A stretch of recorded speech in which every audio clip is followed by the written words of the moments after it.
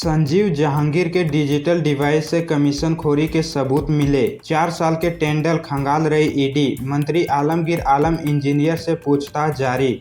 झारखंड में tender commission घोटाला मामले में ग्रामीण विकास मंत्री आलमगीर आलम से प्रवर्तन निदेशालय ईडी की पूछताछ जारी है। पूछताछ के क्रम में मंत्री आलमगीर आलम ने जो जानकारी ईडी को दी है और संजीव लाल जहांगीर के डिजिटल डिवाइस से जानकारी सामने आई है वो मैच कर रही है। ये जानकारियां बता रही कि ग्रामीण विकास विभाग में कमीशनखोरी होती थी। इसमें मंत्री आलमगीर की भी हिस्सेदारी होती है। ये कमीशन उनके पीएस संजीव लाल कमीशन फाइल करते थे और जहांगीर के फ्लैट में कमीशन के पैसे रखे जाते थे। इस मामले में उनके संजीव लाल और उसके सहायक जहांगीर से सवाल जवाब का सिलसिला जारी है। दरअसल शनिवार को संजीव लाल और जहांगीर रिमांड खत्म हो गई थी, जिसके बाद दोनों को कोर्ट में पेश किया गया। ईडी ने कोर्ट से कहा कि संजीव और जहांगीर तथ्यों को छिपा रहे हैं, जिसके बाद कोर्ट ने दोनों को पूछताछ के लिए 3 दिन की ईडी रिमांड पर भेज दिया। घाटशिला में पीएम बोले कांग्रेस जेएमएम को विकास का क ख ग नहीं मालूम। शहजादे की भाषा नक्सलियों वाली। झारखंड के नाम से नोटों का पहाड़ याद आता है। प्रधानमंत्री नरेंद्र मोदी की कल जमशेदपुर के घाटशिला में सभा हुई थी, जहां उन्होंने विरोधियों पर जमकर निशाना साधा। पीएम ने कहा कि कांग्रेस को विकास का क ख ग भी नहीं मालूम है। झारखंड राज्य इतना अमीर है लेकिन यहाँ के लोग गरीब हैं। कांग्रेस जेएमएम राजद ने झारखंड को लूट का अड्डा बना रखा है। प्रदेश के नाम से नोटों का पहाड़ याद आता है। हेमंत सोरेन का नाम लिए बिना कहा कि यहाँ तो लूट ऐसी है कि इन लोगों ने सेना की जमीन तक नहीं छोड़ी। सोच लीजिए चोरी की कैसी आदत लगी है। वहीं राहुल गांधी का नाम लिए बिना कहा कि शहजादे की भाषा माओवादी जैसी है। वो उद्योग और निवेश का विरोध करते हैं। कांग्रेस भ्रष्टाचार की जननी है। जेएमएम कांग्रेस ने केवल अपनी तिजोरियां भरी है। कांग्रेस से देश के संविधान को खतरा है। ओबीसी पिछड़ों के आरक्षण को ये छीनना चाहते हैं। पीएम यहां भाजपा प्रत्याशी विद्युत वरण महतो के पक्ष में प्रचार करने पहुंचे थे। एनडीए कैंडिडेट और सांसद विद्युत वरण महतो के सामने जेएमएम के समीर मोहंती हैं।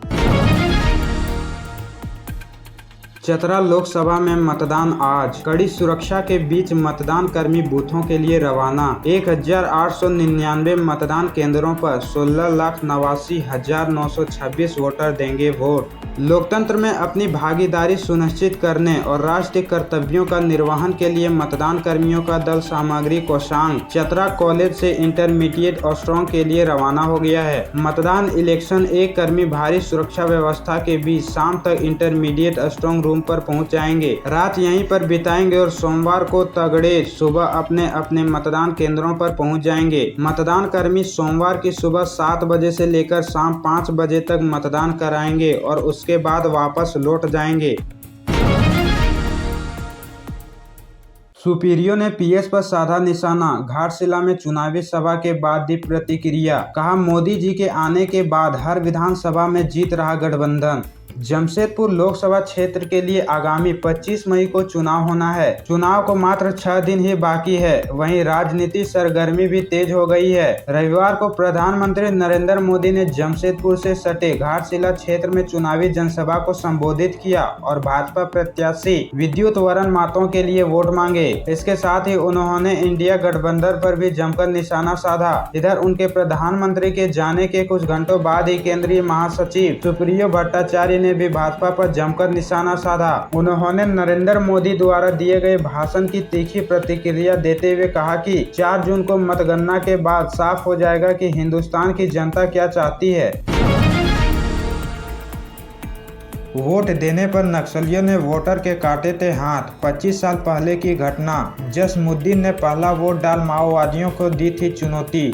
साल 1999 का लोकसभा चुनाव जब चतरा में माओवादियों ने वोट बहिष्कार का ऐलान कर दिया था। खुली धमकी दी थी कि अगर किसी ने वोट दिया तो अंजाम बुरा होगा। माओवादियों की धमकी की परवाह किए बगैर इस इलाके से पहला वोट जसमुद्दीन अंसारी ने डाल दिया। लोगों में उत्साह बढ़ा और कुछ लोग भी घर से निकले। नक्सली बौखला गए और जसमुद्दीन का हाथ काट दिया। जसमुद्दीन के दोस्त नाजिर अंसारी बताते हैं कि जब वोट डाले जाने को लेकर जसमुद्दीन जसमुद्दीन को माओवादियों ने हाथ काटा था तब पूरे गांव सहित प्रखंड भर में दहशत का माहौल था। 25 साल पुरानी इस घटना के बाद भी जसमुद्दीन हर चुनाव में वोट डालते रहे। 25 साल पुरानी इस घटना को आज जिला प्रशासन जसमुद्दीन की बहादुरी को याद करता है। मतदाताओं को जागरूक करने में आज भी जसमुद्दीन पीछे नहीं है।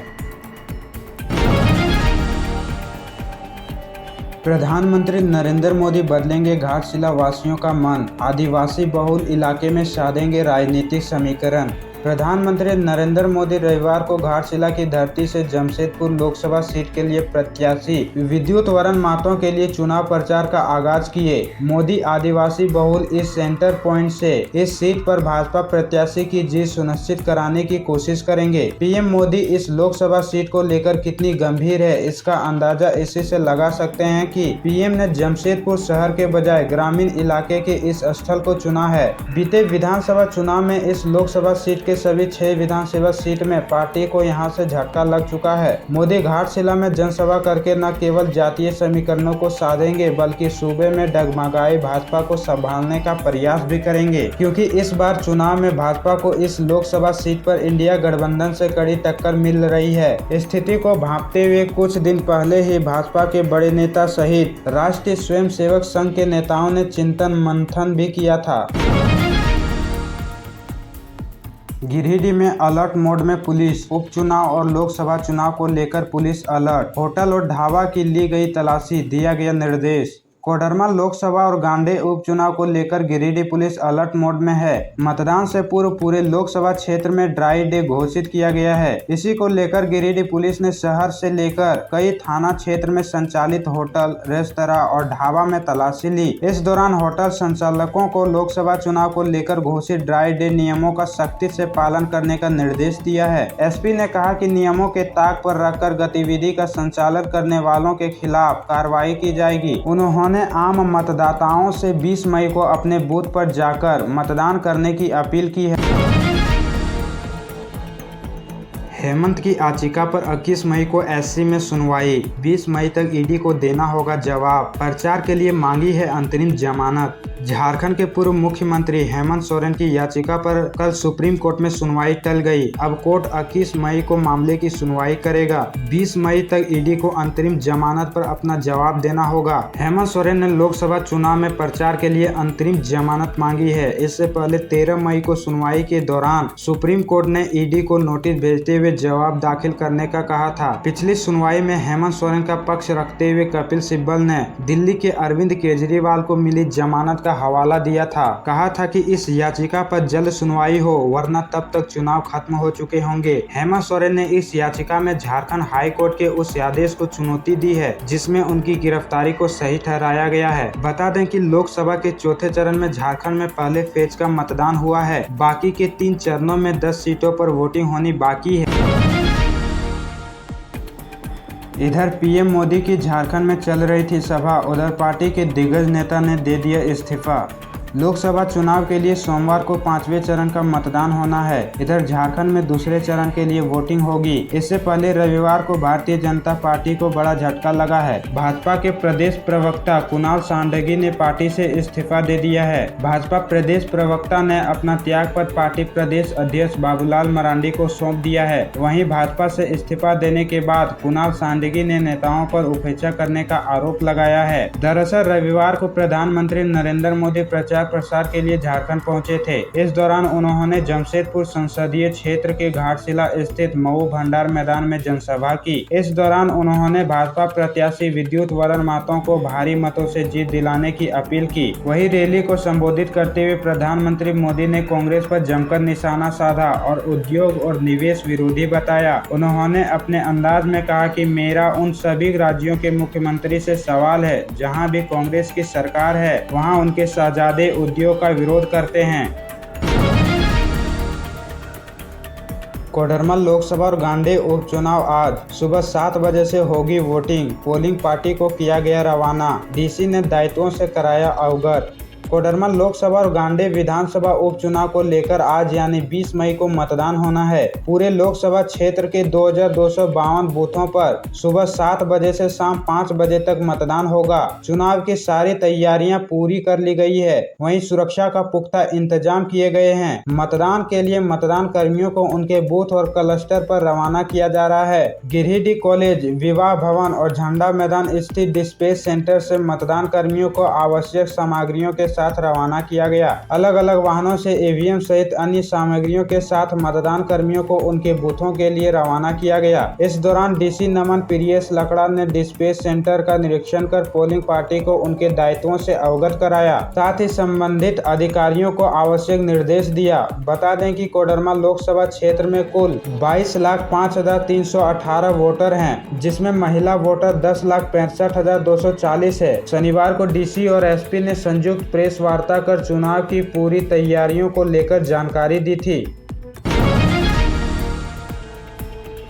अवैध शराब के खिलाफ उत्पाद विभाग की कार्रवाई। पेटरवार के अंगवाली में उत्पाद विभाग ने अवैध देसी शराब निर्माण स्थल पर की छापेमारी। जिला निर्वाचन पदाधिकारी सह उपायुक्त श्रीमती विजया यादव के निर्देश पर शनिवार को सहायक आयुक्त उत्पाद बोकारो के मार्गदर्शन एवं निरीक्षक उत्पाद के पर्यवेक्षण में जिला उत्पाद टीम ने पेटरवार थाना अंतर्गत अंगवाली ग्राम के राजा बांध टोला के खांजो नदी किनारे संचालित अवैध शराब निर्माण स्थल पर छापेमारी की। मौके से उत्पाद टीम ने 24,000 केजी जावा महुआ शराब एवं 535 लीटर अवैध जुलाई शराब को जब्त किया। वहीं अवैध शराब निर्माण में इस्तेमाल किए जाने वाले वस्तुओं को नष्ट किया। छापेमारी दल में निरीक्षक उत्पाद संजीत देव, अवर निरीक्षक सदर कृष्णा प्रजापति, अवर निरीक्षक उत्पाद तेनुघाट सुश्री दीपिका कुमारी सहित सशस्त्र बल शामिल थे। जानकारी हो कि लोकसभा आम निर्वाचन 2024 को लेकर बोकारो जिला प्रशासन अलर्ट मोड पर है। उपायुक्त बोकारो ने सहायक आयुक्त उत्पाद को लगातार अभियान चलाकर अवैध शराब के निर्माण बिक्री पर प्रभावी कार्रवाई करने का निर्देश दिया है।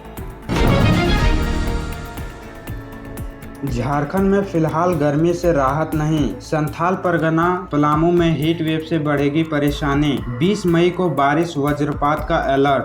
झारखंड में अभी गर्मी से राहत मिलने वाली नहीं है। मौसम विभाग के मुताबिक प्रदेश में अभी और तापमान बढ़ने की संभावना है। इस दौरान कई जिलों का तापमान 41 डिग्री के पार जा सकता है। इन जिलों में कोडरमा, हजारीबाग और चतरा शामिल है। मौसम विभाग की ओर से संथाल परगना और पलामू में हीट वेव चलने का अलर्ट जारी किया गया है। संथाल परगना के भी करीब सभी जिलों का अधिकतम तापमान 40 डिग्री सेल्सियस पार कर चुका है। हालांकि राज्य के पूर्वी, मध्य और दक्षिणी जिलों में गर्जन के साथ बारिश के साथ तेज हवा चलने के आसार हैं। रांची में बारिश के बाद 6 डिग्री तक पारा गिर गया है।